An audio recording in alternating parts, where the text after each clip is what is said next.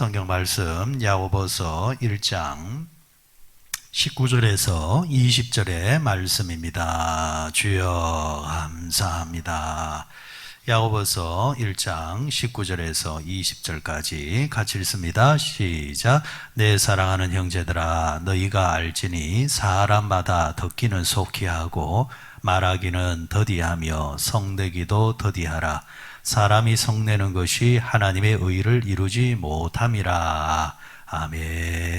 야고보서 1장 19절에서 20절 말씀을 가지고 함께 보겠습니다. 자, 19절부터 사실은 27절까지 이제 1장의 마지막 단락은 이 성도들, 그리스도인들이 이제 성숙에 관한 이야기를 하고 있습니다. 그리스도인들이 자라나야 된다, 성숙해야 된다.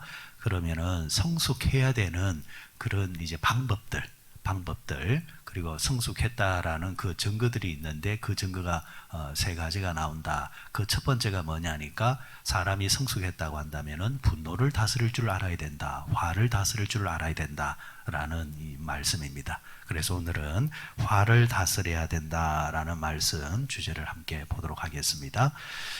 어느 시대나 어느 나라나 그 어떤 이제 그 피부를 가졌거나 그 인종이든가나 그 어린애들은 어디 가나 이쁩니다. 그죠? 자라나면서 좀 그렇지만은 처음 태어났을 때 그 모습을 보면 얼마나 이쁩니까? 그죠? 눈에 넣어도 아프지 않을 정도로 참 이쁜데 중요한 것은 이쁘지만은 생명은 자라지 아니하면은 이쁜 것은 잠시고 근심이 찾아옵니다. 우리 아이들 그렇잖아요. 성장판이 닫혔니 또 안 닫혔니 열려있니 그리고 애가 자라지를 않습니다. 뼈 나이도 있고 뭐 혈액 나이도 있고 뭐 다 나이도 있지만은 자라지 아니하면은 사람들은 이제 근심하기 시작합니다.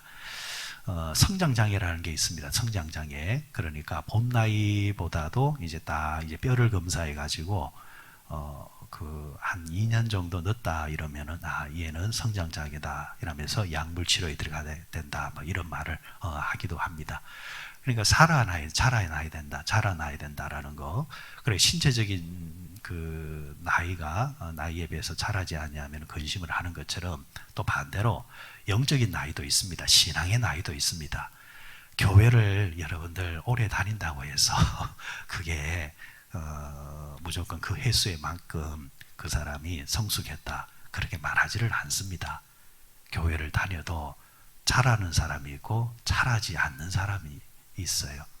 그냥 그 자리에 멈춰 있는 사람, 늘 항상 다른 사람들이 돌봐줘야 되고 다른 사람들이 좋은 이야기를 해줘야 되고 어린애 수준에 머물러 있는 사람이 있는가 하면은 해마다 쑥쑥 자라가지고 어른이 되어 있는 믿음도 있다라는 겁니다.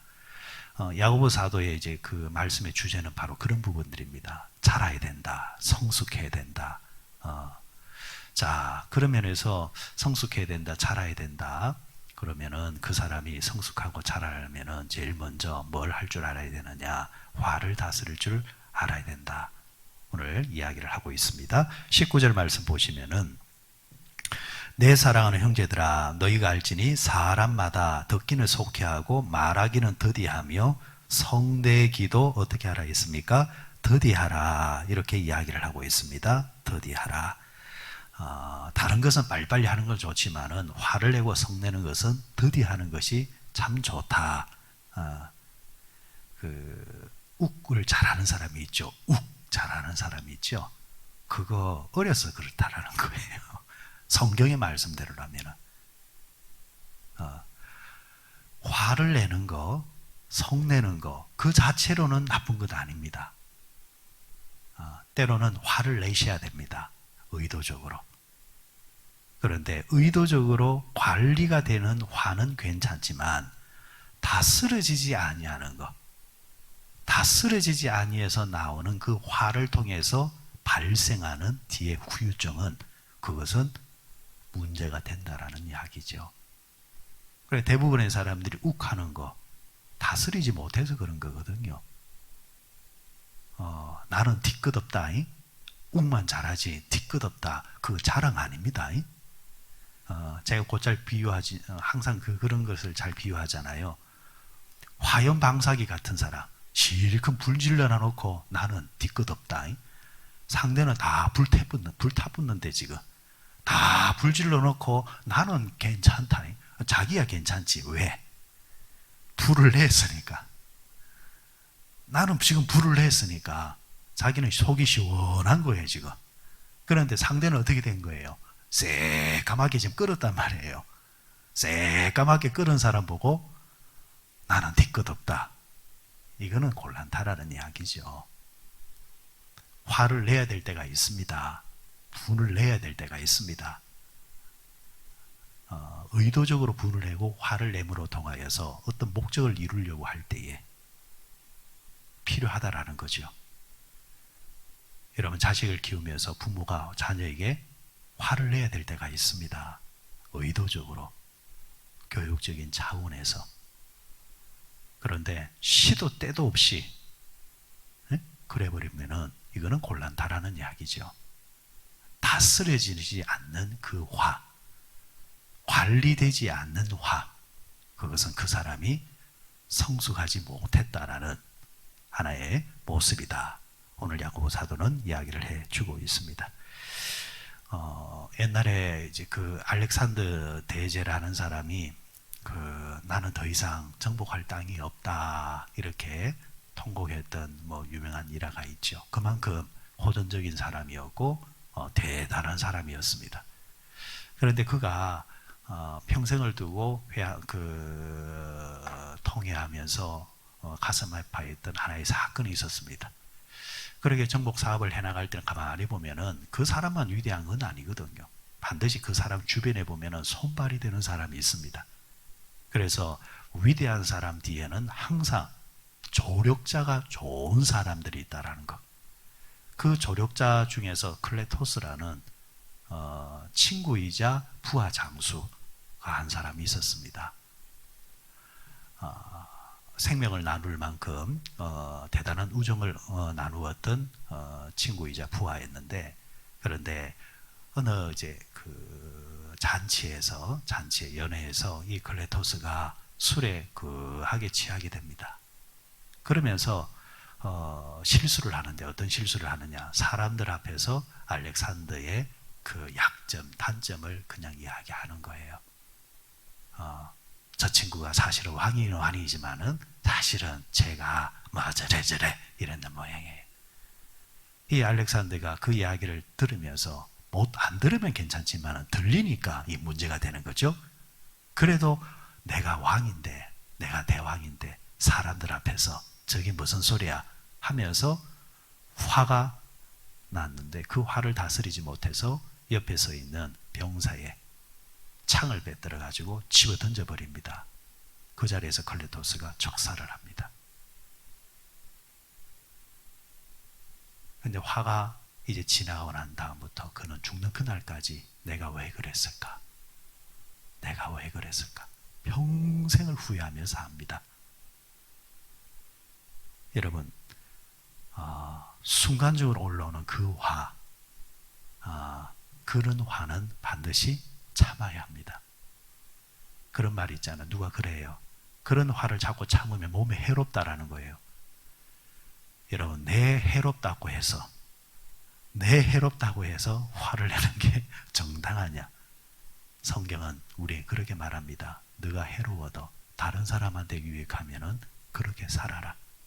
그런데 세상은 다른 사람한테 해가 돼도 내가 해로우면은 토해내야 된다. 출발이 다릅니다. 출발이 달라요. 그래서 성경은 화가 있는 자가 복이 있다 말씀하지 아니하시고 온유한 자가 복이 있다 이렇게 말씀하잖아요. 여러분, 온유가 뭐냐? 여러분, 온유는 성품이 좋은 사람, 부드러운 사람, 그게 온유가 아닙니다.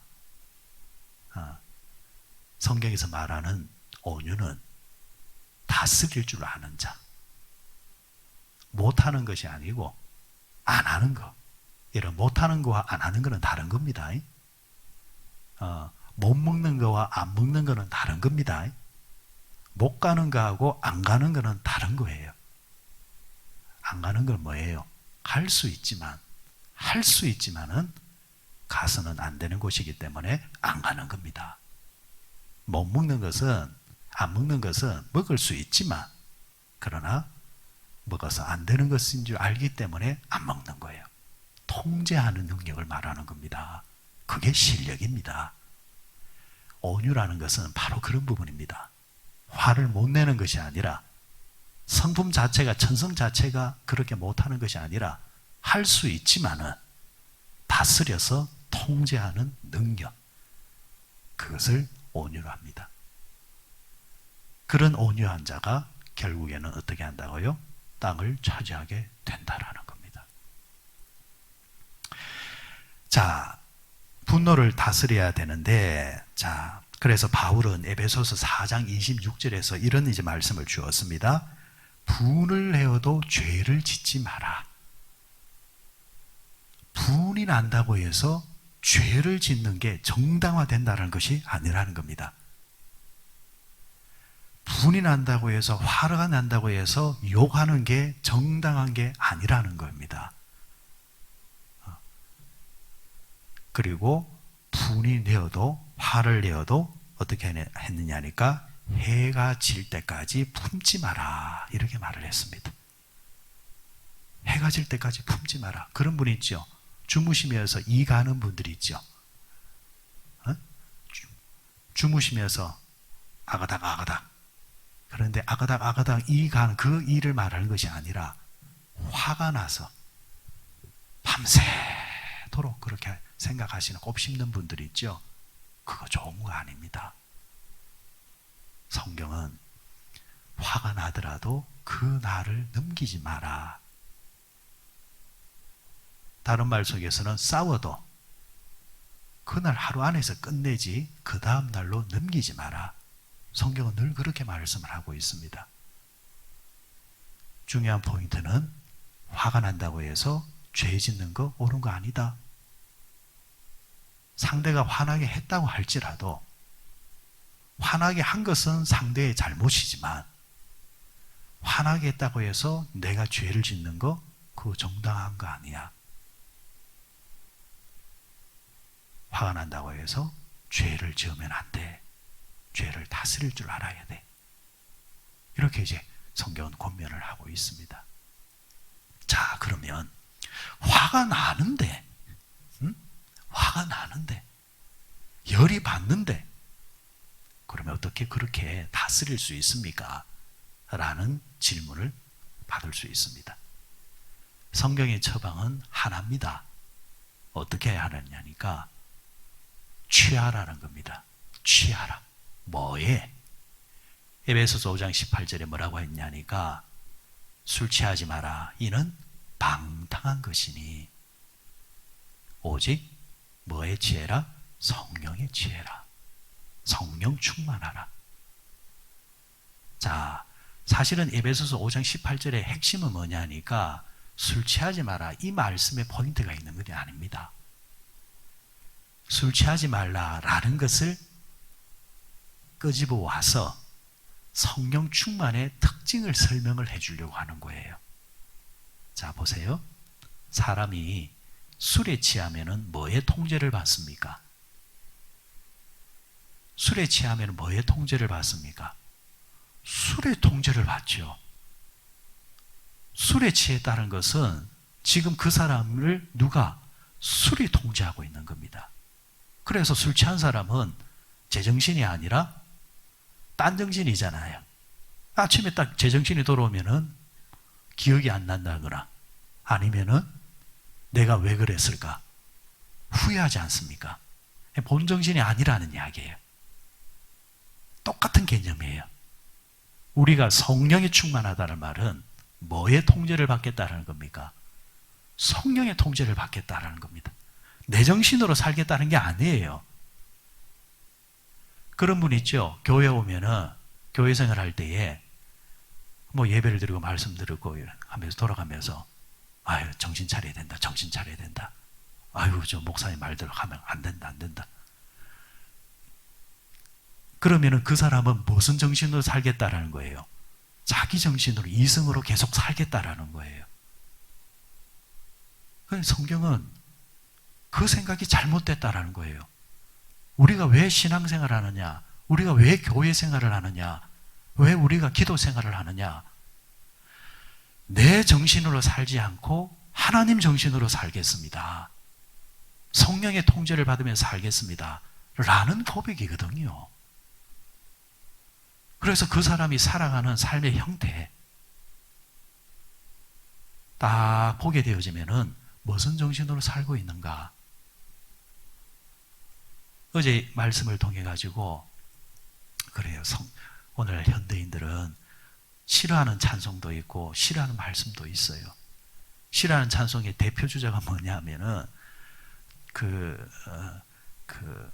주의 산제사 드린 후에 하면서 너의 모든 것을 바치기 전에 복을 받을 줄 생각하지 마라. 이런 말씀. 그리고 우리 교회도 그렇잖아요. 평생을 가도 성경에 11조를 바칩시다. 그 찬송 불러본 적이 있습니까? 버젓이 있으면서도 안 불러요. 안 하려고 해요. 누가 싫어하기 때문에. 누가 싫어하기 때문에. 성도들이 싫어하기 때문에. 그 왜 싫어하느냐라는 거예요. 그만큼 바친다, 헌금 안 좋아하기 때문에요. 안 좋아하기 때문에. 근데 여기에 여러분, 아이러니한 게 있어요. 우리가 신앙생활을 왜 하느냐라는 거예요. 신앙생활은 결국에는 목적이 어딨냐, 목표가 어딨냐니까 나를 위한 게 아니라 하나님을 위해서 살겠다라는 것으로 가는 거거든요. 잘하지 않을 때는 누구 위해서? 나를 위해서. 잘하면은 누구를 위해서? 그분을 위해서. 어린애들 보십시오. 누구 위해서 합니까? 지 위해서 합니다. 그런데 자라난 어른은 누구를 위해서 합니까? 여러분, 결혼한 남자가 누구 위해 살아야 되는 거예요? 결혼한 남자는 자기를 위해 사는 게 아닙니다. 처자식을 위해 살아야 돼요. 이건 못 알아들으면 아직 어린애예요. 여러분, 결혼했으면 여자가 누구를 위해 살아야 돼요? 자식을 위해 사는 거예요. 남편을 위해 사는 거예요. 이거 모르면 아직 철이 없는 거예요. 잘하면 잘할수록 누구를 위해서? 나와 연관된 그들을 위해서 살아가는 거. 이게 그 사람이 넓어지면 커질수록 이제 그 사람이 자랐다라는 거예요. 똑같은 거예요. 신앙생활도. 새 가족은 누구를 위해 살아요? 누구를 위해서 신앙생활해요? 자기 위해 자기. 누가 나한테 잘 안 해주나. 그런데 그 새 가족이 성숙하게 되어지면은 누구를 위해서? 하나님을 위해서. 또 하나님이 기뻐하실 일들을 위해서. 이래 가는 거예요. 바로 그런 부분들이에요. 그래서 여러분, 그 사람이 성령의 이제 뭐예요? 지배를 받는다는 것은 내 정신으로 살지 않겠습니다. 내 생각으로 살지 않겠습니다. 라는 거예요. 성령이 기뻐하시는 일들을 위해서 내가 살겠습니다. 이렇게 나가는 거예요. 그러면은 드려도 아깝지 않아요. 드리고 싶어서 늘 생각을 해요. 요즘은 성도들이 교회 와서 예물을 드릴 때도 그냥 그러잖아요. 그런데 제가 기억하는 예전의 어른들은요, 감사할 일 없어도 늘 감사했고, 하나님께 1,000원짜리 한 장 올리더라도 그냥 안 올렸어요. 어떻게 했습니까? 타려서 올렸어요. 타려서 올렸다니까요. 깨끗하게 타려서. 우리가 우리 자녀들한테 그런 걸 보여줘야 돼요. 아무렇게나 이제 드려지는 게 아니고 깨끗하게 다려서, 아니면은 신권을 바꾸어서. 누구한테 드리는 건데? 하나님께 드리는 건데. 하나님께. 요즘은 보십시오. 아이들이 곱하기를 한다, 더하기를 한다, 한글을 한다, 아니 말하기 시작한다면 우리 애가 이렇게 자랐어요, 잘 됐어요, 그런 자랑을 해요. 그런데 씁쓸한 건요, 목사님, 우리 애가 주기도문을 외울 줄 알아요? 우리 애가 사도신경을 외울 줄 알아요? 아니 글쎄, 우리 애가 지가 알아서 헌금을 준비하고 11조를 한대요. 그거 자랑하는 거 내 못 들어봤어요. 이게 오늘날 우리 현주소라는 거예요. 우리가 육적인 성장에 대해서는 그토록 관심을 갖고 애달아 하는데 영적인 성장에 관해서는 우리가 얼마만큼 생각하고 있느냐라는 겁니다. 이거는 나이와 비례하는 것도 아니고 교회를 오랫동안 다녔느냐 안 다녔느냐 비례하는 것이 아니더라. 영적으로 자랐느냐 안 자랐느냐 그게 비례하더라. 야고보 사도는 영적으로 자라야 됩니다. 영적으로 성숙해야 됩니다. 그러기 위해서는 화를 다스릴 줄 알아야 되는데 어떻게 다스려야 됩니까? 성령의 충만함을 받아야 됩니다. 성령의 지배를 받아야 됩니다. 그래서 사람의 생각으로 살아가는 것이 아니라 하나님의 생각, 성령께 지배받으면 내 정신으로 사는 것이 아니라 그분의 정신으로 살기 때문에 다스릴 수 있습니다. 이렇게 우리에게 가르쳐주고 있습니다. 오늘 아침에 기도하실 때에 하나님, 내가 다스려지지 아니하는 화가 있습니까? 분노가 있습니까? 그런 기질들이 있습니까? 화와 분노 자체는 나쁜 것은 아니지만 그러나 그것을 통제하지 못해서 죄를 짓는 것은 이것은 나쁜 것이니 하나님 그 마음조차도 다스려질 수 있도록 이 아침에 성령께서 나를 다스려 주옵소서. 그리고 더욱더 성숙해 가게 해 주옵소서. 기도하시는 우리 모두 되시기를 바랍니다.